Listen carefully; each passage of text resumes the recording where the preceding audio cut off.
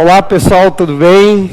Sou o professor Maurim Rodrigues, professor de História, ok? Bem, primeiramente, seja bem-vindo aí ao nosso projeto Fato Livre, um projeto bacana, né? Que pretende aí ampliar o conhecimento a muita gente, ok? Mas assim, antes de começar a nossa aula, inscreva-se no nosso canal, porque é uma forma de fortalecer o canal, né? Fazer com que o canal realmente tenha visibilidade. E depois, dá um like aí também, tá bom? Não se esqueça de acionar o sininho aí de notificação, tá bom? Para a próxima aula, ok? Bem, hoje nós vamos falar sobre um importante movimento, conhecido como movimento cultural, científico, um movimento importantíssimo para a história da humanidade. Esse movimento chama-se Renascimento. Mas, professor, né, que movimento é esse? Né? Então, nessa primeira aula, nós vamos falar das origens do Renascimento, né, o significado da palavra, né, Renascimento, né, de onde vem isso. E também vamos falar de algumas características do Renascimento, ok? Então, uma aula básica, uma aula importante para você que vai fazer, principalmente a prova do Enem, tá bom? Vamos lá, o Renascimento, ele está assim, dentro de um período que é o período da Idade Média e da Idade Moderna, né? Então, ele está aí dentro desse contexto de passagem, né, da Idade Média para a Idade Moderna. E, acima de tudo, ele é um movimento que tem as suas origens lá na Baixa Idade Média, né, e consegue chegar até a Idade Moderna. Então, ele é considerado assim como um marco do início da modernidade, né? Mas não podemos esquecer disso. Eu até coloquei aqui, ó, é um movimento que está entre o mundo medieval e o início da Idade Moderna, né? Porque senão a gente vai achar que é só um movimento da Idade Moderna. Não, né? Bom, eu estou falando isso porque os próprios renascentistas deram a ideia de que a Idade Média foi um período de trevas, de escuridão, né, de obscurantismo, né, como se a Idade Média não tivesse conhecimento. Isso é um erro, né? Por quê, professor Horas? Porque nenhuma civilização, nenhum período, né, ele deixa de produzir conhecimento, deixa de produzir história, né, deixa de produzir cultura, né? Então, é um erro dizer que a Idade Média era um período de trevas, né? Isso aí foi uma definição dada pelos próprios renascentistas. Aliás, o próprio termo, né, renascer, né, vem carregado desse significado, né? Parece que alguma coisa estava morta, né? Parece que alguma coisa não existia, né? Então está dentro dessa divisão da história, né? História antiga, Idade Média e Idade Moderna, né? Então, uma Idade Média, né? Quer dizer, uma idade sem muito significado importante.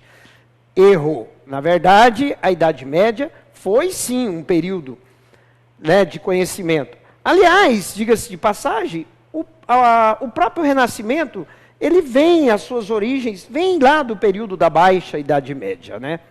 Bem, outra coisa interessante também, vocês observarem, que, assim, mas assim, é considerado como um período áureo, né, do Renascimento, vai entre o apogeu, né, entre o século XV e o século XVI. Também, isso é muito importante para você conhecer um pouco esse Renascimento.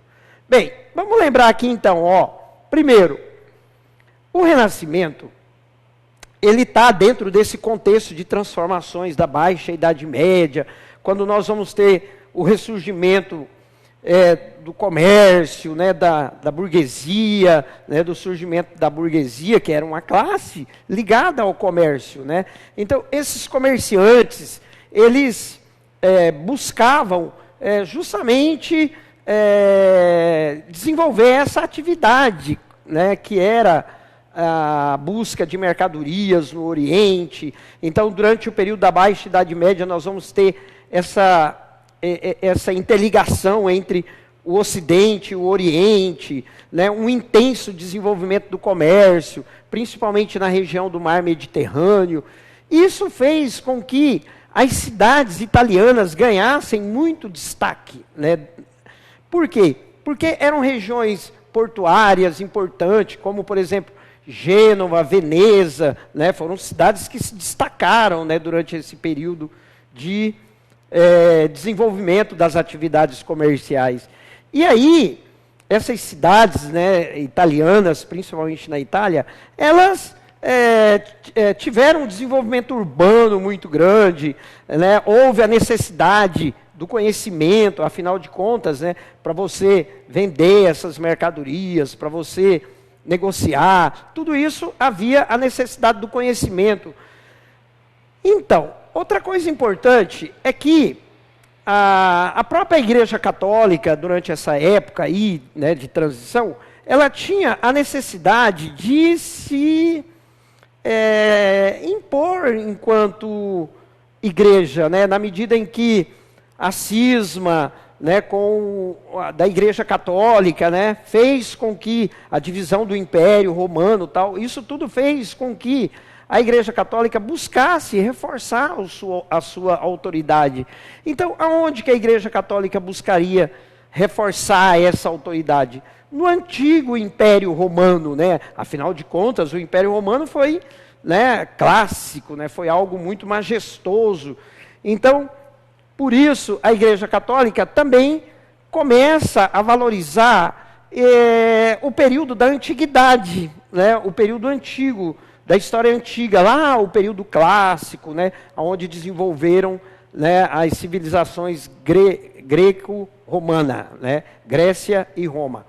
Então, isso tudo vai favorecer o surgimento de uma nova mentalidade, né, vamos dizer assim, dos homens, né, principalmente dessas regiões, onde eles buscavam o conhecimento, a pesquisa, né, a valorização do homem. Daí o surgimento de uma das principais características do Renascimento, que é o chamado humanismo, né? Humanismo, claro, vem do homem, né? Então, é a valorização do homem. Às vezes, muitos alunos perguntam para mim assim, professor, então quer dizer que no Renascimento o homem deixa de acreditar em Deus, qualquer coisa parecida? Não, até coloquei aqui para o final da aula, ó, a onipresença de Deus ainda determinaria as obras dos homens, né? Por quê? Porque a própria Igreja Católica, ela, de certa forma, ela pega o movimento renascentista e vai, né, se ligar a ele, né? Uma das formas que a Igreja Católica vai buscar isso era justamente reformar antigos prédios do Império Romano, né? Restaurar aqueles antigos prédios, igrejas, né? Lá, né, ligada à história antiga, contratar pintores, né, escultores, para poder retratar esse novo universo, né? Então, quer dizer, o homem ele passa a ser importante, mas sem esquecer a divindade, né, de que foi Deus quem criou esse homem, né? Então daí a importância da Igreja Católica está ligada também a esse movimento renascentista, né? Isso aí fez surgir, então, dois interesses muito importantes. Primeiro, a classe de comerciantes, né, que desenvolviam esse comércio. Por outro lado, é a própria Igreja Católica, que também tinha interesse em fortalecer o seu poder. Ora, então isso vai fazer com que surja o chamado mecenato. Quem que eram os mecenas, né? Mecenas, na verdade, é uma palavra que vem lá do período do Império Romano, né? Mecenas era um amigo do imperador Augusto, que ele apoiava o conhecimento, a arte, a literatura, a poesia, entendeu? E aí daí é que vem a palavra mecenato, né? Ou mecenas, né?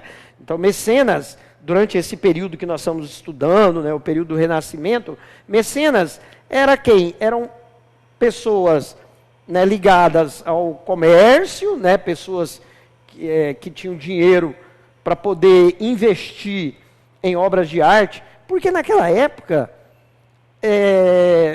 a classe, né, dos comerciantes, da burguesia, ela era uma classe que ela necessitava de um status social. Então, você valorizar essas obras de arte era uma forma de você, né, valorizar a sua ascensão social, né, você ter status, né, com relação a isso.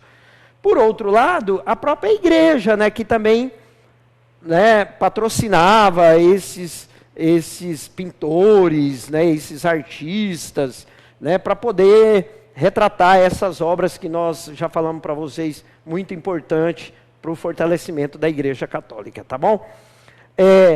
Vamos lá, algumas características são importantes para nós entendermos o que era o Renascimento. Eu relacionei algumas aqui para vocês, ó.